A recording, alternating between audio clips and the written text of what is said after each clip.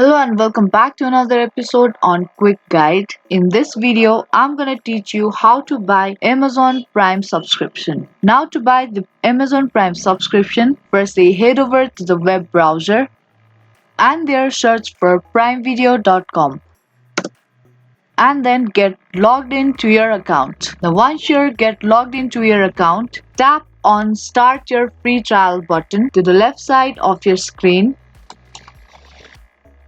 After that, you will be asked to add a payment method. Now type the name on your card and then your card number and again choose the expiration date. And once you're done with it, tap on add your card button. Once you tap on that button, your 7 days free trial will be started, and after the 7 days trial, the amount of the subscription will be deducted automatically. And that's how easily you can buy Amazon Prime subscription. I hope this video was useful. If it was, then don't forget to like and share this video and subscribe to our channel. I will be back with more videos like this. Thank you for watching.